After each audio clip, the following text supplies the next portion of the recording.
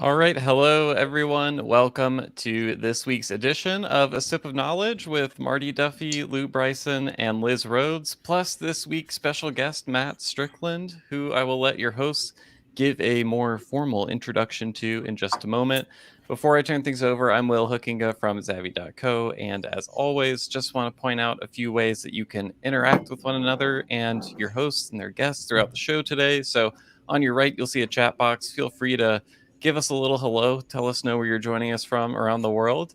If you have a question at any point during the show for Matt or for our hosts, there's a little button at the bottom that says ask a question. So just click that button, type your question in down there. I'll be keeping an eye out for those throughout the show. And last but not least, feel free to invite anyone you know to join us. There's a share button at the top that makes it easy to do that. But with all that said, Marty, Liz, Lou, I'll turn things over to you. Thanks there, Will. You're the best. Hey, it's funny. Last night I ran into an old girlfriend of mine. She's cross-eyed. We never could see eye to eye. And besides, I think she was seeing someone on the side. Yeah. Thank you. It was at a bar. So I can tie it into alcohol. It's a double barrel one. Yeah. You got two for the price of nothing, really. So that's I still wish I could give it back. Yeah. Sorry, no refunds, no returns. Value for the money. I'm like Amazon to jokes. Hi everyone, my name is Martin Duffy. I'm a former senior master of whiskey for Diageo for like 14 years. I was out there with the Strident man. And then I left that gig for something much sweeter. And I mean that literally. I was the national brand ambassador for Benedictine. Hello, Matt, the French. I worked for the French for 18 glorious months. Inglorious months. And then for 8 years, I was co-producer of the Chicago Independent Spirit Expo. And for the last 7 years, I've been the sole brand representative for Glencairn Crystal. I didn't realize we were bringing props. I have one. That's not a prop, actually. No, these glasses are all really the same size. Oh, it's okay. really tiny. It's the winter weather. I become very dry. I dehydrate and shrink. Yeah. This is a regular glass. And this is a leopard. Little shadow tuna. Yeah, so take it away, Lizard.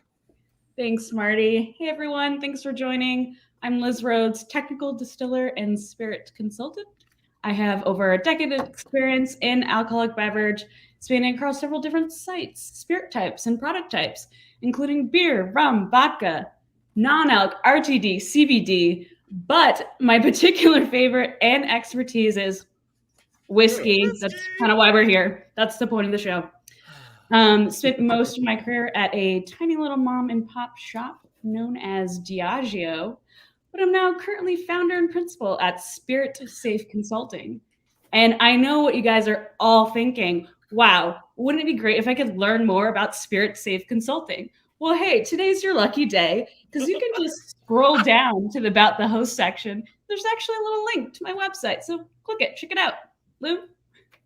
Thanks, Liz. What an incredibly jazzy session with Liz there. That was awesome. Thank you. I'm Lou Bryson. I'm Jazz a hands. writer. Yeah. I was managing editor of Whiskey Advocate magazine for 20 years, where I learned my trade, and now I'm taking it on the road as a senior drinks writer for the award-winning Half Full section of the Daily Beast website. Also freelancing whenever I can, and I have 2 books that I don't have because I'm also moving, and as you can see, I'm in a pretty much empty room. Thank you. Yeah. Thank you, Liz. Thank you, Two Marty. And I also am moving and have an empty room, so I don't have Matt's books, which I had intended to show you at this point. So I'm just pretty much a loser, but I do have whiskey this week, a full bottle of the Dickel Leopold Brothers collaboration arrived in the mail today. Mwah! And wow. It is freaking awesome. It is just, I mean, I subjected to these guys watching me sniff the thing for about 2 minutes before the show started. This is just one amazing whiskey. So that's all I got. Back to you, Marty. Let's get this show on the road. I had a bottle of the Dickel Bottled and Bond that they sent us on the kitchen table. And guess who knocked it off? No. Shadow Tuna. Oh, Tuna the Leopard. I think Bill Welter has some kind of deal with that cat that any bottles that aren't his get broken. Anyways, real quick, a little shout out to some of the folks who are here. We got Brian from Vancouver. We got Patrick from Louisville, who attended one of your classes, Matt, at Moonshine University.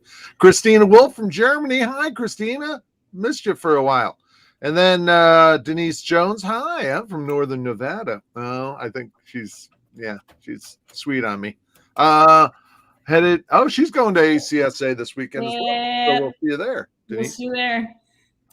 And then Mr. Brad Krause, who is going to be our guest later this next month. Next month. It's not yet this December. I hate doing that, though. Is he our end of the year guy? Who's going in the barrel for that? No, we have one more. One free day. Oh, I think we should just interview Liz. Tell you what, anyway, like today, we could get some.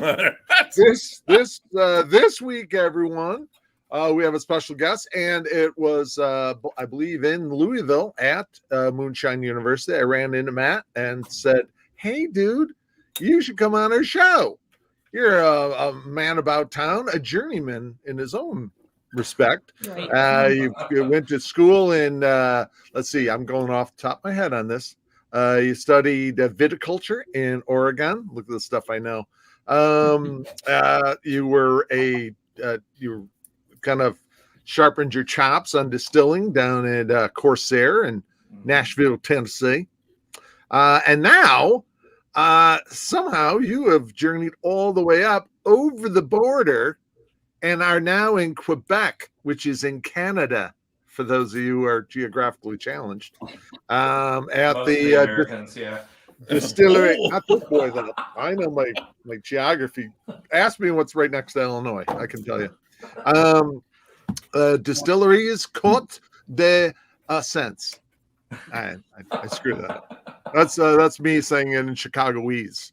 So. Matt Strickland, everyone. Oh, and I should say, author. We're going to talk about his 2 books out. Author and writer, just like Little Lewis. Little Lewis. Yeah. Little Lewis and the Imperials. He was big back in the. He was a big bebop guy in the 50s. Yeah. So Matt Strickland, everyone. Hi, Matt, and welcome. Hey. Welcome, Matt. Thank you for having me. That's the studio audience. That's all you get. That's the studio. Oh. Stand back, everyone. Stand back. Matt, so tell us. I mean, we always do this, a little kind of a preamble, just get it out of the way. A little bit of your background. Yeah, we don't really care. We just want to get it out of the way. But fill it up. Flesh it out, if you will. No, it's fine. No, I've been kind of all over the place. Like you said, I studied Oenology and Viticulture out at Oregon State. That's where I did my master's. And can I ask you what led you to that? I actually thought that I was going to wind up in beer, and that was sort of what I wanted to do. And Lou ended up in beer just last night. Yeah. Right in it. The irony is that what they don't tell you when you go to graduate school for wine is that you end up drinking more beer than you do wine. So it turns out as a grad student you can't afford wine. So you couldn't afford wine from Oregon, that's for sure. So I was out there for a couple of years and was doing a lot of research for the wine industry and spent a short amount of time running a barrel program in Southern California for a brewery towards the end of my my graduate program, and eventually decided I really didn't like California, and I didn't like LA. That's for sure. So, Yeah. so we, my wife and I, we decided that we would move back to where I'm from. So, asked around and got landed a job working at Corsair and started distilling for them.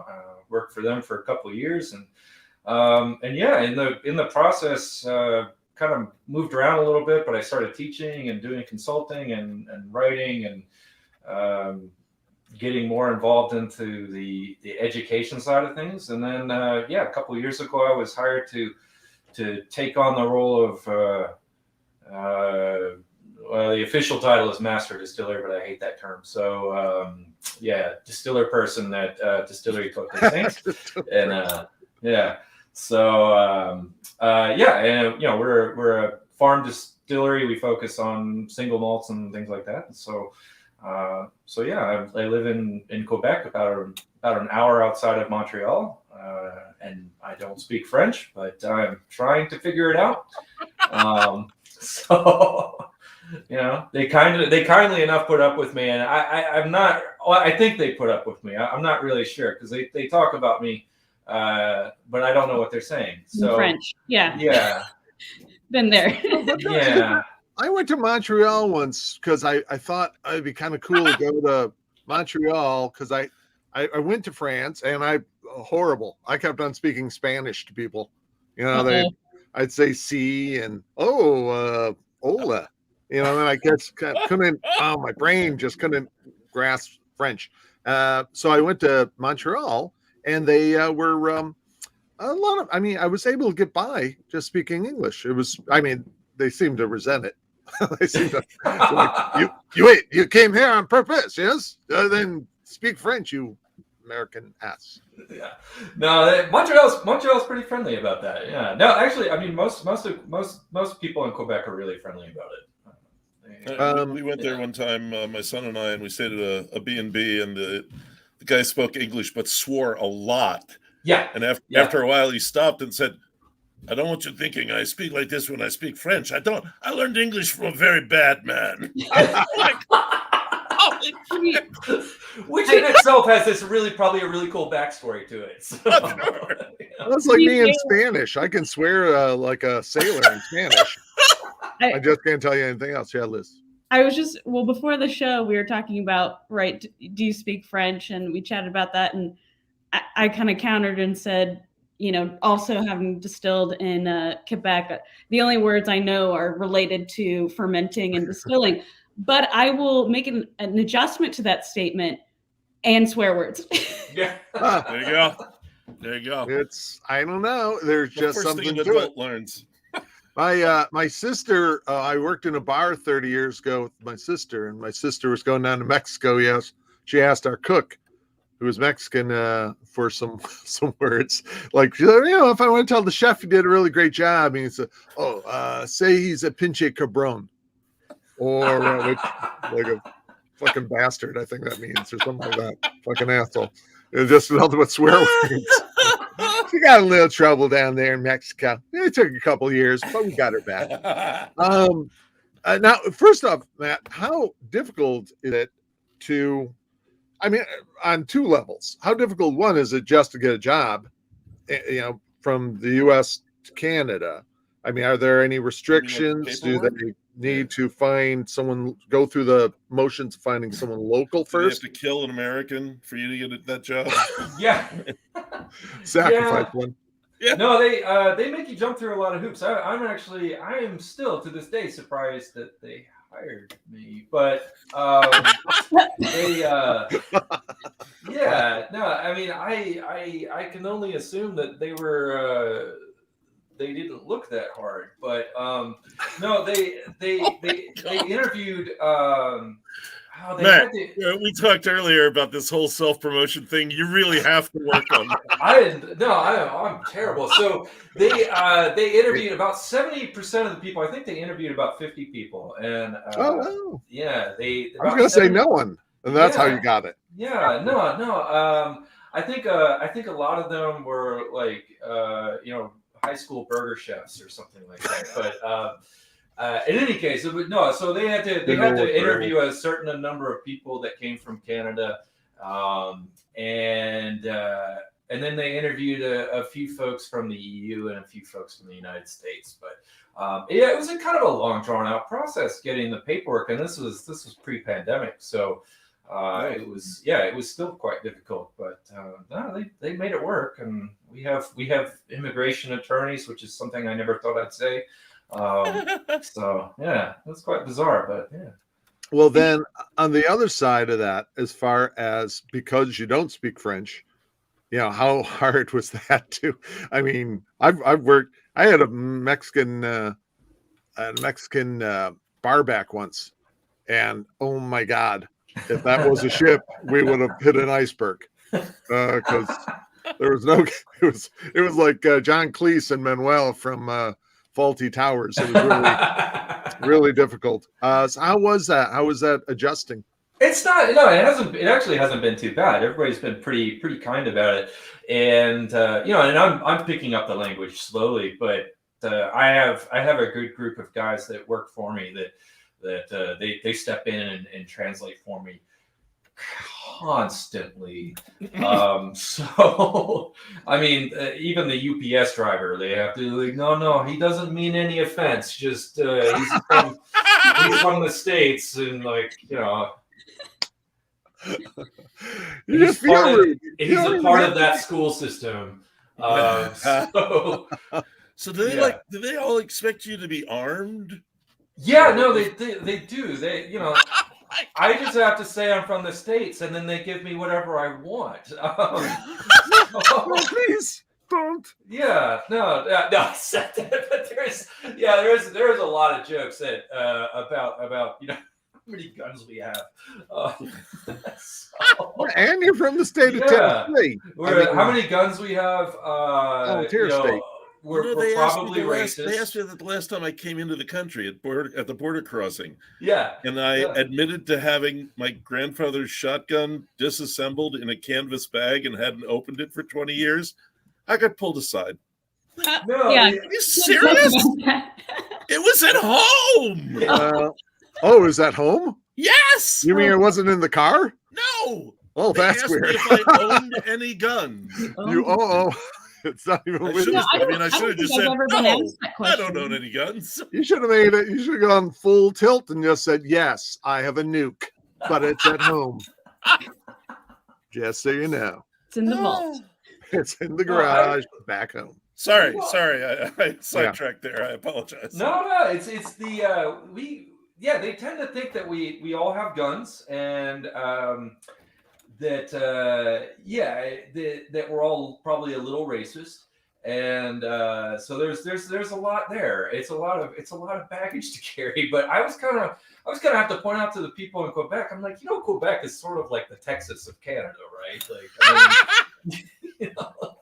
Like, you talk a little bit differently than the rest of the country, and you want to secede. So I mean, not to mention, I got to tell you, driving through the mountains of Pennsylvania, driving through southeastern Quebec, the only difference is the spray paint on the 1980 Riviera is in French instead of English. That's the only difference. Yeah. Well, I had a culture shock when I flew from New York to Montreal. It's only an hour flight, and you go from New York, being New York City, and then you go into Montreal, and it was a bit of a shock. I mean, one, just the language changing so quickly, and it's not that far. It's like, wow, you guys have really kind of preserved yourselves up here, aren't you? Even in Vermont, I mean, everyone speaks English, and I was surprised about that because I would there would be a little because it's that much closer. A little. Oh, really? Oh, hell, I was at Plattsburgh, New York. I mean, all the waitresses were French Canadian. They were all Quebec, and nobody else spoke French in the whole freaking town except the French teacher at the high school, I guess. Well, people from Quebec tend to go. We don't go to Vermont. We go to Florida. That's where people go. People from Vermont go to Quebec. It's not the other way around, So, My sister lives in Sarasota, and she says the Canadians come down, the Snowbirds, which has two meanings. One, you can get the old folks from New York and the Northeast, but then you get the Canadian Snowbirds, where they all come down all at once at, I don't know, summer, I guess during the summer. There's some season. It And varies. Yeah. she says, oh, there you go, all that Canadian politeness kind of goes out the window. Yeah. She says when I get into Florida. You guys Anyway, can jump right in here. yeah, go ahead, Lizard. Can we talk about Yeah. Can we talk about the distillery elephant in the room? back on track? So you're in Mirabel, right? Mirabel. Yeah. Quebec? Yeah. And you're a farm distillery, and you're doing your own floor malting. And No. That program hasn't been started yet. That's a long-term project. But yeah. Okay. Yeah. How long has the distillery been open? So we started production in 2019. The project itself was probably back in, I think the earliest. Well, the earliest discussions about opening a distillery probably started around 2014, 2015. And then they were very careful about how they wanted to open it, what they wanted it to be. And we finally got production started. I got hired officially. I moved up here at the end of 2018, and May of 2019 we started production officially. And so we are actually about 6 months away from seeing our first whiskeys possibly come out the door. So Nice. It's pretty exciting for us. But yeah, we are a farm distillery. We have about 30 acres of land behind the distillery. We rent a lot of land surrounding it as well. And we try to grow as much of our own barley as we possibly can, though we expanded our production so quickly early on that even renting all the land in Mirabel available to us, we wouldn't be able to supply. So we kind of pivoted as quickly as we could. And I said, what we can do is we can focus on basically just bringing grain in from the region. And so every kernel of grain that we use comes from Quebec.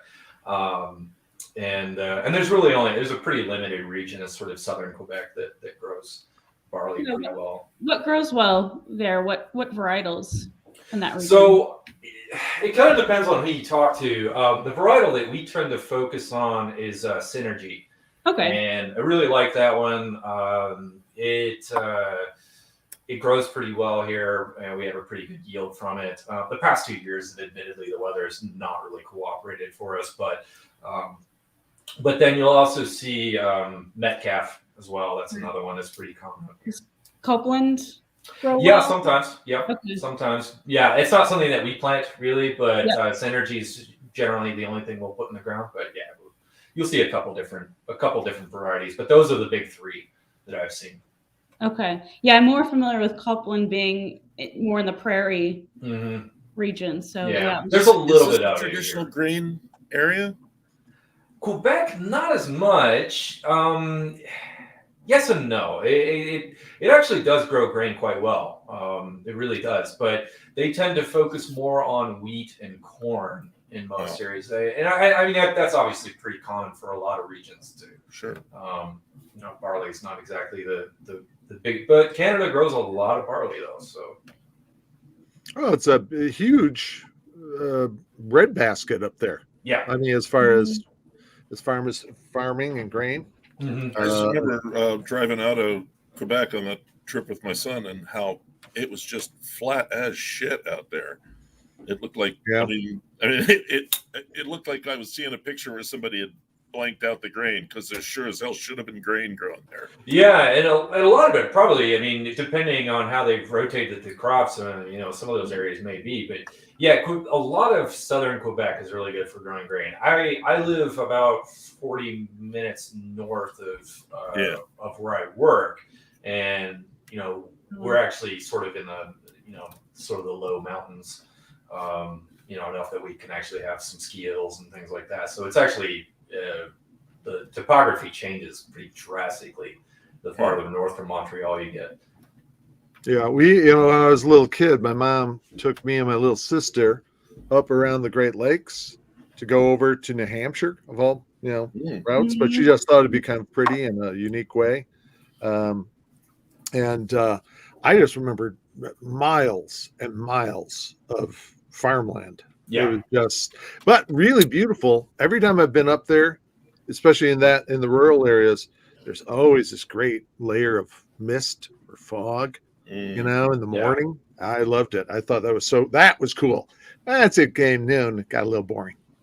That's the Irishman in you. That's it is. I was looking for the memory. green, the mountains, the beautiful green mountains and lush valleys there, Lou. Now, Matt, you are not over the last 2 years. Not only have you been doing this distillery stuff, but you're also a writer. You're an educator.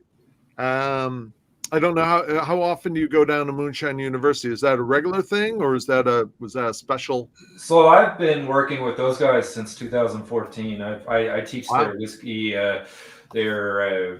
We call it the craft of whiskey. It's a 2-day workshop, and I sort of cover the world's whiskey styles and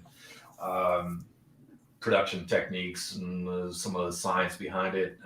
And it's turned out to be a fairly popular class, which is great. So I go down there a couple times a year. This next year, I'm actually starting to teach they're going to offer, I think, once a year a brandy workshop as well. So I'm going to teach that, which hopefully I remember some of my wine background a little bit in order to teach that. But yeah, so I do that. I started working before the pandemic. I started working a little bit with the Siebel Institute as well, and I do a lot of work with the Institute of Brewing and Distilling in the UK. A lot of work in the UK. Yeah. So I sit on the board of examiners for them. I write a lot of the learning materials for them. I write exams for them. I sit on a couple boards, and so that one's always kind of interesting because I'll travel to the UK a couple times a year, usually in Scotland or London.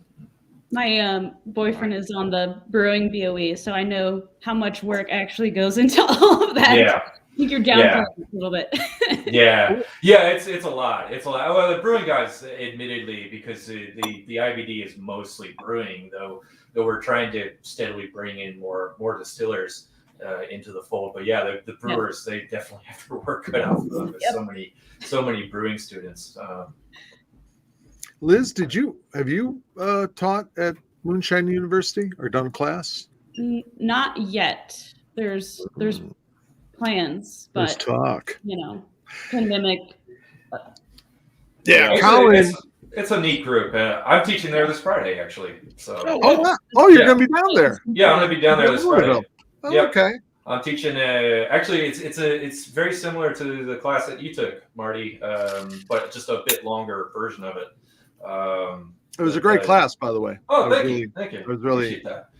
But yeah, I got Colin asked me to come down this Friday and teach sort of the pre-ACSA part of their sensory class that they're offering. So, nice. And that's with Ash Barnes as well, or is that a separate? Little Ashley Barnes. No, I don't think so. Okay. I think Gary Spedding is speaking before me. Okay. Yeah. Yeah, Colin asked me to come in and do a class on how to be suave and personable in the drink industry. I said, no, you really can't. You can't teach that. You can't teach it. No, you just can't. No. I think Colin wrote the book on suave. So he kind of reminds me of the Ryan Reynolds of whiskey production in a way. Oh, not good looking, but he sounds like him. He's him and Clay could take their show on the road. They really could. So yeah, they're great. Well, so during these 2 years, not only have you been doing all that stuff, the educating, setting up the distillery, getting that up and running, but you've written 2 books. Yes. Crazy. Now I got the titles here. First one was Cask Management for the Distiller. For distillers, right there. Yeah. Both available on Amazon, by the way. Batch Distillation, Science and Practice. As soon as you mentioned science, I backed away because I failed science. Yeah, I'm a bit on the nose when it comes to titles too. So, what's wrong with that? Yeah, no, I see. But both books are really geared towards this. I mean, this isn't. Well, I suppose anyone could read it if that's what they're into, but it's more the distiller. It's more folks who are definitely in the industry, I would imagine. That's what they were intended for. I've actually been really surprised at the number of people that have emailed me saying that they're not even in the industry. They're just fans of spirits or whiskey or whatever, and that's actually been really rewarding to see that, because I like to kind of write more in an approachable style for folks, because I was in academia and I think it's fucking boring. So, Well, but that's just, I mean, we've been talking about this a lot, and we talked a lot last week with Nick Morgan about it, is that, the especially whiskey drinkers have just really done so many deep dives. They've gone, they want to know everything. Yeah. And so picking up a book like this so that I don't know why. I mean, there's a limited amount of room in my brain that, to pick up information on stuff that I'm definitely not going to use. Didn't Einstein say that there's only a finite amount of space? I would think so. You got to sort and choose. Yeah. I mean, that's what they say as you grow older, you forget stuff because, you don't use it. And so if you don't use it, it gets tossed to make room for more information. That's why high school never learned students' names. Said for every student's name I have to remember, I forget an irregular verb. I don't have room for that. Yeah. I thought it was a bit cavalier, but that's why I have to keep on rewatching Breaking Bad so I can remember all the episodes. The important stuff. Yeah. That's what you're saving space for. Okay. Well, it is. Everybody's got priorities. Exactly. But, all right. Yeah. Fair. But now let's go through the two books. The Cask Management, I thought, now that does intrigue me because I'm always fascinated by the use of barrels and casks, and why certain barrels are chosen, and then their effect on the final product. Because to me, it's a big deal. But what, Lizard? And then maybe this is also a good pairing, circling back to, because I know you guys have a pretty big, innovative maturation program. So maybe we can kind of tie those together. Well, they are tied together, actually. That book was in a lot of ways written because of it was sort of a memoir of my cask program. So how the book came about was Bill Owens from ADI was doing one of his annual distillery tours across the globe, and he happened to, I think in 2019 he happened to choose Canada that year. So he was traveling across Canada, and I'd known Bill for several years, and he emailed me. We talked a bunch, and he came by the distillery to kind of see what we were up to, and started going through all the different barrels that we were using, and sort of to back up a little bit on that, the cask the cask program that we have at our distillery is roughly centered around the idea about 80% of the liquid, and it's roughly a 1-to-1 ratio, goes into either bourbon barrels or Oloroso sherry casks. Now the remaining 20%. Yeah. And you're talking about yours or the industry? No, mine. Okay, all right. Yeah. So what that translates into, about 40% of the liquid goes into ex-bourbon, usually Basil Hayden or Booker's barrels, and then about 40% goes into ex-Oloroso sherry casks. I don't use any seasoned casks, so these are all old Solera casks, and then 20% of it goes into just whatever I happen to find on the market. And it's not as random as all that. I do kind of think it through quite a bit. But right now, I think as of today, we've got something around 25 different barrel types in the program, and I've never, not that I have a problem with it. I actually find the practice really interesting, but I've never been that interested in it as a distiller or as a blender in finishing. I have been really interested in the idea that, what if I put my whiskey into a full term maturation into a vermouth barrel or into a Calvados barrel or whatever. And so that's what we've been experimenting with. And some of these lots are really tiny. I might only have 2 barrels, or I might have 20, or I might have, God knows how many. But and what size barrels, Matt? I'm sorry. What size? They vary anywhere from the smallest sizes that we use would be, your standard American standard barrel, your ASB, so 200 liters, 190 liters, give or take, up to, I think the biggest thing I have is around 600 liters, some old port pipes. And approximately how many casks? Oh, it varies. So ASB equivalents right now, we lay down about 3 a day. We're not a huge distillery, but we're well over 1,000 ASBs right now. We're actually the pace we're at right now. We're about half of our max capacity. We're about 1,000 barrels a year right now.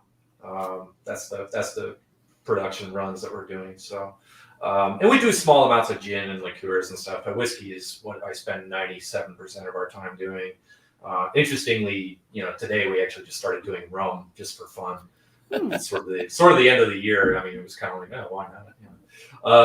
But anyway, so that was. I was talking to Bill, and he tasted a few of the early samples, and I was driving him back to his hotel, and he was, you should write a book about casks, and I was like, I don't think anybody wants to read anything from me. And he was like, I'll publish it, and I was like, oh, that's easy then. So yeah, so I put together basically a book sort of outlining my thoughts and philosophies on barrel management.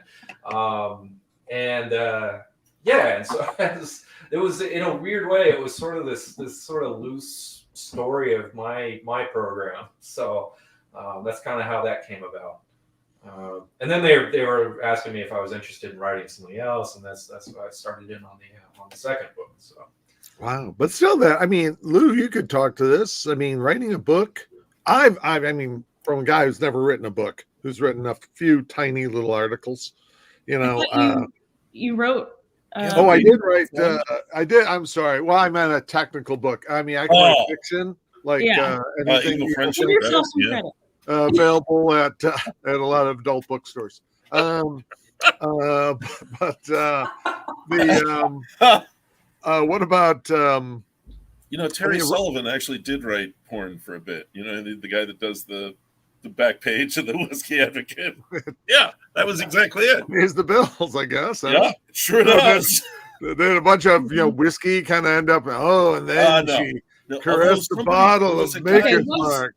There's a guy who was sending us whiskey porn, whiskey erotica. It was bizarre. Whiskey erotica. Oh my God. Okay, I'm done. I'll quit now. Sorry. Some new make all over himself. Matt, but still, that had to take up a lot of time. You had Oh God! Yeah. I meant the book. Your books. No. It's just we just caught something in the comments section. That's all.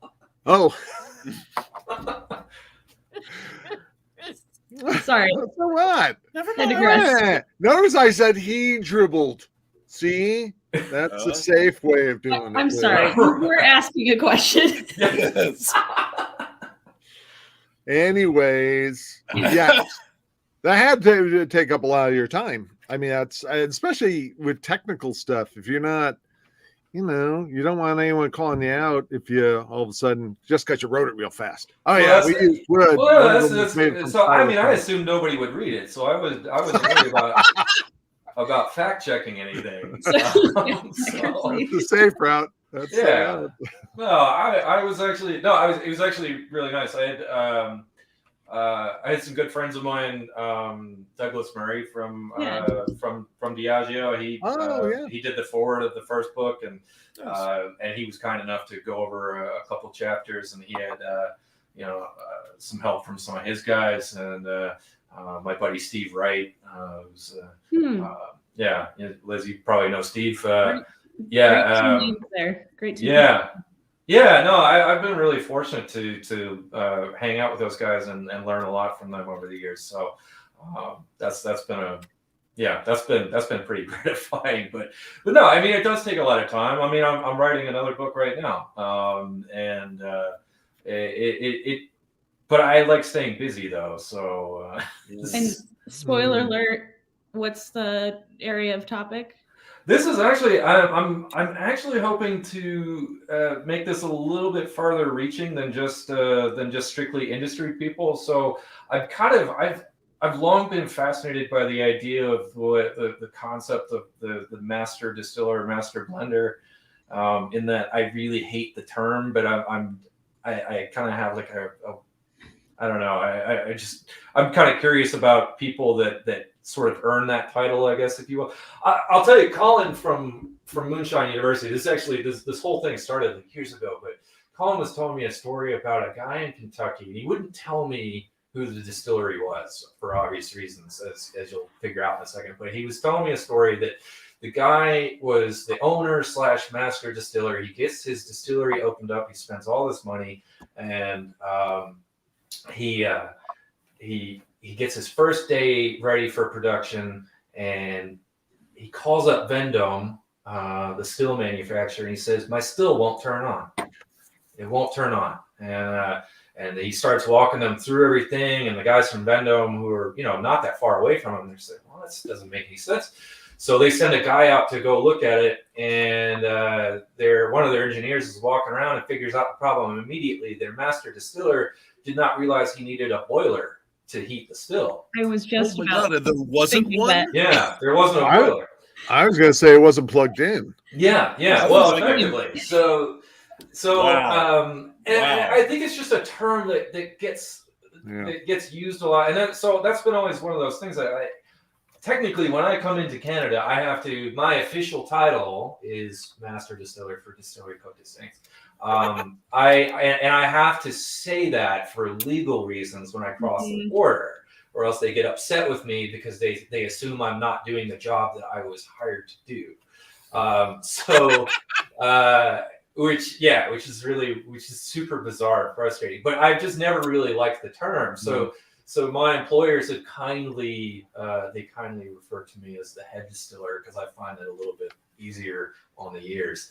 I've called up a few folks, talked to Fred No and Connor O'Driscoll and Alan Winchester from the Glenlivet, and just people that I've been fortunate to meet over the years, and they were kind enough to answer a few questions, just how they view the term and how they've seen the role change over the years. And it's been pretty illuminating, just the different perspectives on it. So, yeah. Well, we had Charlie Smith on a few weeks ago, and Charlie, longtime guy, had been around since the 70s distilling. And, and you talk to any of the old timers, and, a distillery was just a factory you went to every day, just like if you worked for Nabisco. And you go making cookies. You're a Keebler L. Manager thing. But then all of a sudden, Nick Morgan would bemoan the fact to us years ago, saying you guys came up with this master distiller thing. I said, well, I didn't. Some marketing guy did. But you're right. And now it is funny that the title is handed out. It made sense to a degree if some guy was in the industry for 30 years, but then someone starts a brand new distillery and master distiller. Yeah, I've been at it for about a month. Yeah. No, it's weird. It's this weird like cult of rock star. It's really bizarre, and I've just never quite understood it. But I mean, talking to some of these guys, and you kind of hear their thoughts on it, and even just in in all aspects, all the different categories. I spoke with John Georges, who was the former master distiller for Angostura, and who was one of the kindest guys I've ever met in the industry, and then kind of compared his answers to Richard Seal from Foursquare, and and both men I have an immense amount of respect for, but it's just very different perspectives on what the role really means. So, Well, the title really doesn't mean anything anymore, or doesn't really mean anything. There was one guy who had a source brand. I won't say who he was, but well-known brand. He never distilled, but he was kind of the face of the brand. Yeah. And so he thought, hey, he was even asking around other industry people, hey, you think I should take the title Master Distiller? And it's like, why don't I take the title of Master Airplane Pilot? I've never flown a plane, but what the hell? You know, I had a really awkward moment a couple of years ago. Before I took this job, I was interviewing for a job. I won't say where, but it was a fairly large distillery that was opening up, and they needed a sort of a plant manager, and I went down and interviewed for the job, and I was getting interviewed by the master distiller, and that week I was going to be teaching my class at Moonshine University. A few days after their introductory 6-day distiller course, and I'm talking to their master distiller, and he tells me that he's going to be at Moonshine University that week, and I said, "Oh, great! What class? What part of the class are you teaching?" He was like, "Oh, I'm taking it." I was hoping this is where you're going. And it was the most awkward thing, and I almost said, "I'm like, I'm not getting the job," and Did they ask a lot of questions? Yeah, no, not as many as they should have probably, but no, and it's not like I know everything. No, I mean, far from it, but it was just this really weird moment, and I was like, I really want to work for somebody that that title might actually mean something. The guy was actually an incredibly talented blender, and had won a lot of awards under his belt, but it was just. Yeah, that was a really awkward moment. Well, it's like when you go to these conferences and you're sitting in one of the seminars with somebody who has a distillery shirt on. Yeah, it's like one of those Dickie shirts, and it has the emblem, has the logo, and it's all. And you go, hey, wow, and it's a great shirt. Where's your distillery? Oh, it's in Louisville. Oh, really? Oh my God, can I go visit it? And you go, oh, it hasn't been built yet. Yeah. But you got the shirt? Sure. You got everything. Just don't have right? the brand yet. Getting out Yeah. A little Always cart be before selling. the horse. It just seems a little bit. Yeah, a couple of times I've been through like startup craft distilleries, and it became obvious that I knew more about it than they did. And that was really freaking scary. Yeah. Because I should not be allowed anywhere near the controls of anything more complicated than my car. Hey, Lou, would you mind making a batch? I'm a little confused how it works. So, Wow. I don't know why they talk like that, but yeah. No. That's a regional accent. You gotta Too many get heads, this not region. enough tails. Right. What region is that from? Hey, homie. So something I wanted to ask both you, Lou, and Matt, and since, Marty. Yeah, forget it, Liz. Just go on. You could chime Nice in. recovery. I know, you also write for BDI. I did just read your article a couple weeks ago on Stephen Gould. Mm-hmm. Yeah. So I know you mentioned in your books, someone kind of approached you, Bill kind of approached you with these topics. But for articles, where does the inspiration come from? Like for me, it's either, there's an area of topic that I don't know quite so well, so I really want to dig it in and then write something about it, or it's someone else got it wrong and I want to kind of. Those are two fertile sources. I'm not. I'm not. Seriously. I'll start off by saying I'm not smart enough to know if somebody got it wrong or not. So, but I will say that for me, it's just I'm constantly reading. So, I try to devote a section of my day in my office to reading journal articles or, whatever, and catching up on what's happening in the trade, because I'm on the production side of things, but it's all connected. So, I need to know what the other distilleries are doing. I like to kind of keep my finger on the pulse of the industry. I like to, and I'm a big proponent of studying, world spirits in general. So not just, I make whiskey, but I think that you stand a lot to learn by understanding, the techniques behind rum or brandy or, gin or tequila or, whatever. So I'm constantly trying to learn those things so that I widen my skill set. And so for me, it's just sitting there thinking, I might be reading an article on agave or something and thinking how, what lessons from that can I transpose onto my own work, and, what can I take away from that? I put up something on my website this morning about, I sort of waded into the whiskey terroir debate, which so far the comment section I have not regretted, but I'm just waiting for the shoe to drop on that one. And what was the? Well, my whole thing about terroir and whiskey is, I see a lot of people talk about it, and I think it's a really interesting concept. I think and this is actually coming from a guy that runs a farm distillery, keep in mind. Right. And so it's not that I don't think it exists. It's that I think maybe we're asking the wrong questions. And so I'm really fascinated by what Waterford and Mark Rainier have done with their experiments and their research at Oregon State.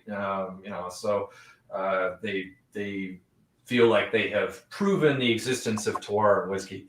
I took a little bit of issue with it because I felt like, well, yeah, yes and no. A lot of that stuff, the argument that people make about terroir and whiskey is that a lot of the terroir sort of get wiped away or muddied by other things. So, unless you're buying your grain from a single farm, and you're, maybe there's a lot of the processes will kind of wipe those characters away. So your barrels, your yeast choice, your processing, distillation techniques, and all those things sort of come into play. And so I sort of jokingly put up a thing on my website this morning. I was like, well, if you're really going to do this is what you should do. And I said basically that you needed to, if you really wanted to see what terroir and whiskey was all about, you would want to harvest the grains completely from one field. You'd want to use water for mashing from that farm. You'd want to propagate yeast from somewhere on that farm. You'd probably want to cut the trees down to make the staves for your barrels adjacent to that farm, and the barrels would need to be matured adjacent to that farm as well. And it was such a ridiculous mental exercise, but it was sort of my thing at the end of it is really just like, I think it's interesting, but just because we're talking about terroir, we're not really talking about whether it's going to be good or not. Yeah, exactly. I was going to say. Always. And you cut down all those my trees. question. You waste all those trees and they're gone, and now it sucks. Now you're changing the biodiversity, and then is it going to be the same next year? Exactly. I think it's a really fascinating mental exercise, but I think when people, it's sort of like there was this, and it still sort of happens, but you always hear people talk about how craft or artisan somebody is, and I think it's such a silly argument in so many levels, because at no point does it actually address if the spirit's any good or not. Yes. So, I don't care if a distillery is tiny or huge or what. I care if it's good, and if because I'm a distiller, it's not like I have a lot of money. I care if I'm getting something good in the bottle for the money. Right. Well, but that's also the thing that. That's where this marketing comes in too, where people want a hook to hang their hat on, and that's going to be it. But again, it comes down to not I'm using wood from old distillers' coffins Yeah. for my barrels. And that's what I'm aging it in. Yeah. So this was a little Jim Beam, his actual coffin. So I think you're going to taste a little Jim. You'll taste a little Beam. It'll taste a little like Jim Beam. Something that I wanted to ask from something you said earlier. You said your bourbon barrels are mostly Basil Hayden and Booker's. Does it make a difference? Yeah. I think and that's something that I try to limit the number of in the same category of cask. I try to limit the number of profiles so that I can sort of manage consistency on that level. But I'm a small distillery. Like I know that the cask market, my brokers operate on the principles of supply and demand. And right now, for instance, I'm having a hard time getting a hold of Booker's or Basil Hayden's. That being said, I've used Elijah Craig and I've used Four Roses barrels. And while they're all very similar, you can tell like they're ex-bourbon barrels. They are different from each other. They are. So it's actually really within interesting. Those, like they're different in the same way, I guess. Yeah. I mean, generally the barrels are pretty consistent. And that's something that a lot of the bourbon industry I think has done a really good job on. And certainly some of those companies are really good at making brands based on, they have such a high volume of barrels and they can pull barrels from different warehouses that maybe have, different characters to them or whatnot. But those barrels generally are pretty consistent with each other a lot of times. And it's, so when within that particular product. So when I get Basil Hayden barrels, I'm pretty confident that those barrels are going to be incredibly similar to each other. Four Roses, it's a really nice character. The bourbon notes are a bit more pronounced. It's a bit more, I guess the corn notes are a bit more pronounced on the cask, at least that we've experienced in our program. And I really like them. I really like them a lot. But I kind of prefer the Basil Hayden barrels. And the Bookers, we're still kind of waiting to see how those turn out, but they're tasting really nice right now. Okay. Now, is it more the wood? I mean, I don't know if Beam is using all the same barrels, same source, same area. Probably not. Yeah, and that's something that when you're doing these used barrels, the terroir of the barrel is not quite as important. It'll come into play a little bit, but it's pretty minuscule, honestly. And I would argue that terroir barrels really comes into play for the brandy guys a lot more than it does for the bourbon guys. Once you start charring the inside of the barrel, it's not that you're going to wipe those effects away completely, but you do kind of dull them down a little bit.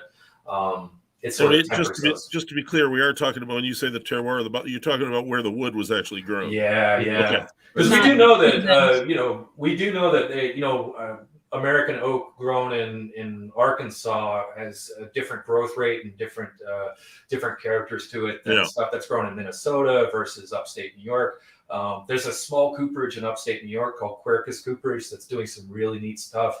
And he only uses wood that comes from his region. And it's been kind of interesting, I think, for some of the distillers up there, because New York has some interesting laws about ingredients coming from New York, and they're really kind of pushing for that. So he's been able to tap into that a little bit.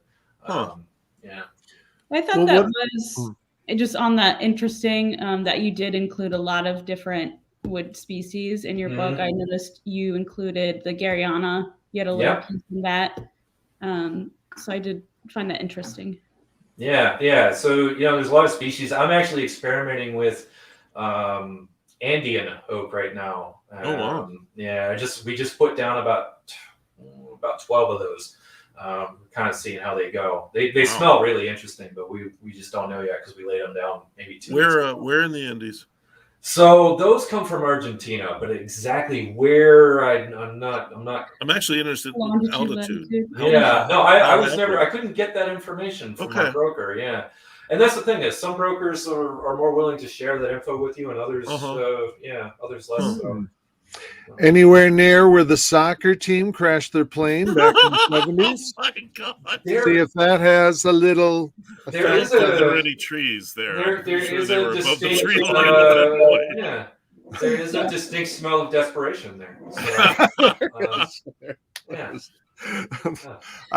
It might just be me though. I don't know. What about Tokai? Have you had Hungarian oak? Use that? So yeah, I'm actually every year, and I actually just went through this process last week. But every year around this time, I sit down and I kind of go over what my proposed list of barrels are going to be for the next year. And like I said, I always know that it's roughly going to be around 40% bourbon, 40% sherry, but the remaining 20% is sort of what my guys are always kind of curious that I'm going to do. And so I know that some of these things with the number of barrel profiles we're going to have, I know that some of these things might only be a one-off, or they might be something that we don't release every year. We're just kind of having a lot of fun with it. And this coming year, I'm leaning heavily into wine barrels, not even sweet wine, but there's a few interesting things that I'm sourcing this year. White port, Pinot de Chiron. We're looking at some Viognier barrels as well. I've got a few things on order that I'm kind of excited about. So. Well, with your second book, which just came out in July. Yeah. A batch distillation. That new book smell. Yeah, I can smell it from here. I don't even have a copy. Lou got a copy. I didn't get a copy. Yeah, sorry. No, that's all right. Kind of. Here's Marty. Oh, here goes Marty. He's got a full-size bottle too. Yeah, full-size bottle. It's okay, Marty. You weren't acknowledged in the book, so it doesn't matter. Do I have to bring it out? Lou's book? Page 267. Knowledge, whole paragraph. So in this book, what recommendations are you making to the?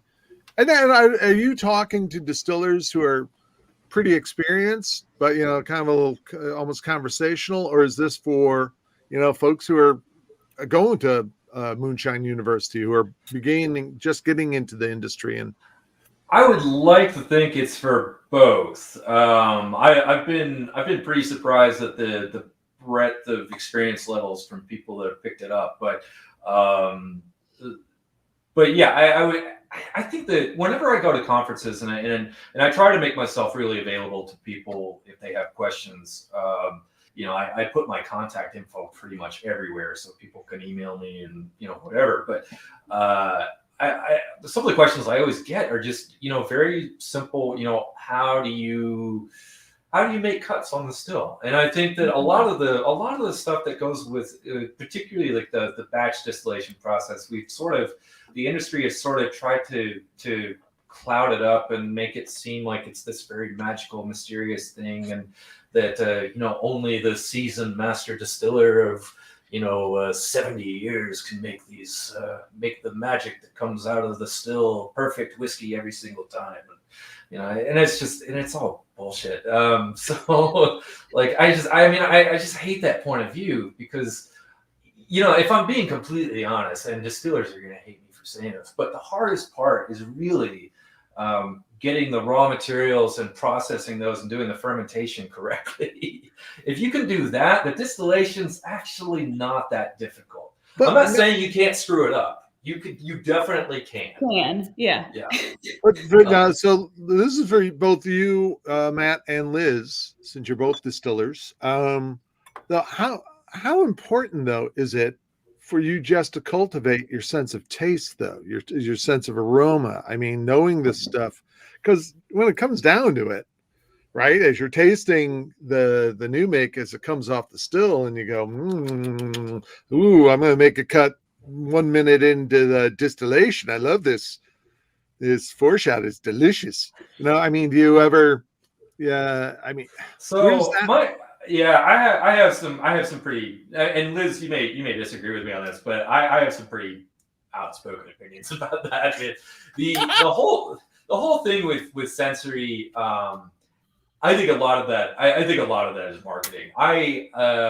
Not to say that I don't do it, but I take some issue with it. One, if everybody tastes and smells things differently, right? So when something's coming off the still, you may taste something differently than I do. You might be more sensitive to some of the higher volatile compounds coming off the still than I am, and vice versa. Maybe, you're more sensitive to the lower volatility. So your cut points will inherently be different a lot of times. So if you're trying to make a consistent product, I would say that the human nose and the human palate, unbelievably sensitive tools, but they should not be the only tool you use. No. And I would, just again, taking it a step further, if you have to think about the ABVs that you would make some of these cuts, and you're talking about, maybe it's, 78% ABV that you're making a cut. Okay, I'm sorry, that's going to burn your. Yeah, you can't smell those things correctly. So I've got a friend that distills eau de vie in Austria. On the nose here, tremendously though. It's very nice. It's going to be hard to accurately make a decision. Well, no, of course, but you probably, I assume you'd add water to it. Well, so that's done in the UK, or it used to be done. It's not as popular anymore. This idea of the demisting test, but I've got a friend that distills very traditional Austrian brandies in Austria, and it's a family-run distillery, and they are actually not legally allowed to come into any contact with the spirit, according to the government. Wow. So he makes these pristinely clean brandies. I mean, they win all kinds of awards for this stuff, and not once coming off the still does he ever taste anything. And people are like, well, how does he do that? And I'm like, well, there's other things that you have to pay attention to. It's not just your sense of smell. It's not just but how the spirit looks coming off the still. The ABV, the amount of time that you've been running the still. Are you being consistent with all of these things? But is everything that you're putting inside the still, are you being consistent about that? Right. And that's something that, I've really tried to pound into the guys that work for me. Everything has to be unbelievably consistent. And if you're not, it makes the job a lot harder. But, I was talking to Master Distiller. Yeah. Well, I was talking to many years ago. I was doing a bunch of job interviews before I took this job, and I had a bunch of weird stories from this period of time, as it turns out. But I was talking to a distiller, and I won't say where, but he said he's like, all right, I really like your background and everything. I think you'd be great, but he's like, just so you know, I'm the only one that's allowed to do cuts in my distillery. And I was like, okay. Seems impractical. Huh? Well, I was like, impractical. Yeah, it's very impractical, because I was like, okay, what happens when you get sick? Jam! Yeah, does the distillery shut down? Hold the phone up to the instruments, and I will instruct your hand. It just seemed like such a silly thing, and I was like, this doesn't sound like a good thing. And I was, what if you come in one morning and you had hot sauce on your eggs, or you burned your tongue drinking your cup of coffee, or you ate spicy Indian food the night before, or something. Your palate's shot, you're not smelling something, or maybe you have the inklings of a cold, or there's always things that happen, and your sense of smell changes all the time. So it's not something. I think it's really valuable, and we use it. We use it just as a tool out of many to double check ourselves. That's what we do. I like to kind of instruct, if you're creating a brand profile, if this is sort of your first time, either an innovation or you're establishing your brand profile, to do the sensory. To do a lot of that work, and not necessarily at the still, but take a lot of samples and take that offline. I think you have to know your spirit. Like I think you do. Like every step of the process, you have to know it. And so my guys, before they barrel anything, they bring me a sample. It's been diluted down to 63.5 or whatever it is I have them diluted down to, and they bring me a sample, and I sign off on it. and I say, okay, yeah, that's fine. And if so I know what the profile is that I wanted in the spirit, and if it's not, then I might choose a different barrel port to go into or whatever. But unfortunately, we haven't really hit that part yet. Yeah. But yeah, no, we try to be consistent about everything. So. And that, to your point, and I'm sure you're going to touch on this on your class on Friday, but that's also the importance of a sensory panel, where it's not just one person; it's a collective. So I believe wasn't there 10 blenders? There's a 10-person blending team at Diageo in Scotland. Like Jim Beveridge, now retiring, headed up a team of at least 10 people. Yeah, but they all have the notes from previous blends, and so I find that I find the blending part a little more of the art part. Yeah, whereas the distilling is a little more of the science. So is it is. David Stewart and take 10 years to retire? For what? Is he going to be like David Stewart and take 10 years to retire? He'll probably be hovering. He'll probably show up, the day after he retired. He's, I thought I just autopilot. He just wakes up.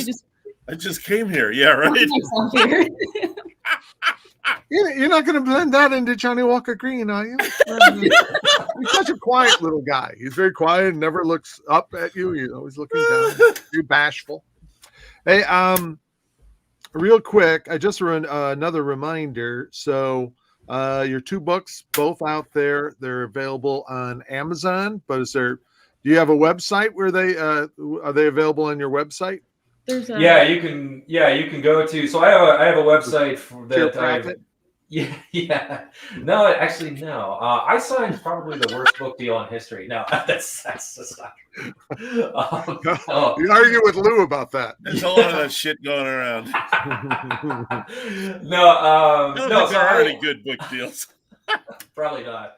No, I had started a website years ago and then just sat on it and did nothing with it. But I've recently tried to promote it a little bit better and actually do something with it now that the second book is out. So I have loosely a consultancy called Drams, and I have a website, dramscience.com, and you can go to the website, and there's links to the book that will allow you to go purchase them and make somebody else some money. So no one can get a signed copy, man. It's people love that. I'm always happy to sign copies. I'm a little bewildered that anybody on There's page 267. I actually have a signed copy of Lou's book. Who doesn't, really? Yeah. The man throws them out the window.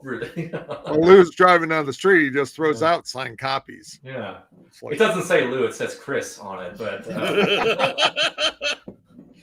So just speaking of where you can find Matt's book, there's actually that green rectangle at the bottom of the screen is a little link. It does not go to your website. I'm very sorry. Right. It goes to Amazon.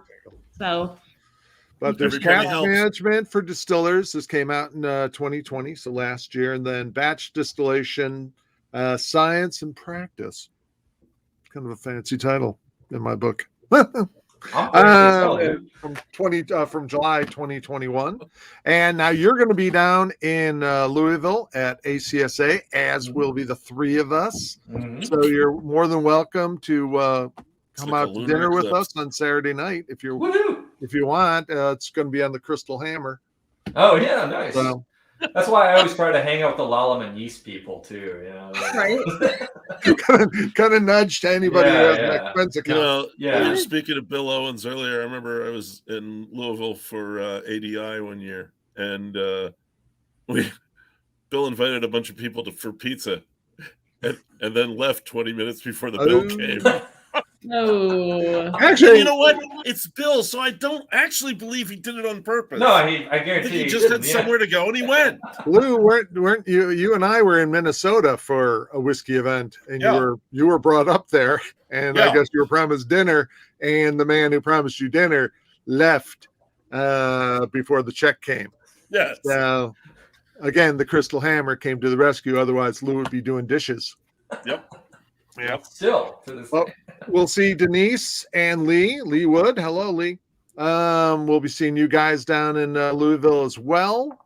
Everyone go out and buy Matt's books, especially if you're distilling and you don't know what the heck you're doing. Especially I'll if be you don't know honest, if I you need a haven't gotten into boiler. the batch management, the batch distilling book yet, but the cask management book. You can read about distilling from a guy that also doesn't know what he's doing half the that time. ain't just for the technical among us. There's much to be gleaned there. Yeah, But you write a thank book. you. Hey, learn from my mistakes. Learn from my mistakes. Yeah, I think that's already been done. No, that's It's the best think way to that's- learn, though. Yeah. I think that's going to be the call phrase on my website. Don't spoil my sacrifice, is what I tell people. Hey, Lizard, who do we have coming up as our first guest in December? First our Christmas guest specials. in December. And guess what? We're on the writer train. And so our next stop on the writer train is Clay Risen, New York Times writer. And he has a book dropping next Tuesday, the day of the show. So what is the book entitled? Mark? Whiskey. Lou? Yeah. Can't It's called remember. whiskey. I mean, isn't it whiskey? What's that really freaking expensive one that comes in a it's box? a box set. It's called bourbon. It's called bourbon. Thank you, Will. Is it called bourbon? Yeah, well, I was close. Bourbon's a whiskey. This is why we love Will. But there's maps. If it knocks off Pappyville or Pappytown or whatever the hell it is, more power to it. It's really elaborate. It's quite a fancy book. And I think for those who have never met Clay Risen, he kind of looks like Eddie Munster all grown up. Wow. Well, no, and also he has a beard now, so he actually looks like Dennis Miller, a young Dennis Miller with a beard. He does kind of look like a young Dennis Miller. Yeah. I ran it. He was at the Kentucky Bourbon Festival, and he had a suit on, which was crazy because it was really hot. And he had this black suit, thing, with a vest and everything. And I thought, oh my God, it's Dennis Miller's right here at a bourbon festival in the middle of. Oh, well, okay. No, it's Clay Risen, everybody. I did a Zoom whiskey judging with him for Fred like last spring. He had on like a shirt unbuttoned down to here, and his hair was just kind of flying. And he was like, "Yeah." I'm like, "Well, that's not Clay. What the hell's this guy? Who is this?" He has many different looks. Yes, he does. Man of mystery. Yeah. All righty. Well, Matt, thank you so much for joining us. Yeah, thank you. It was a pleasure. So, safe travels down to Louisville this weekend. Yeah, thank you guys. Cheers. Cool. Thanks for joining. All right. Bye, guys. Bye.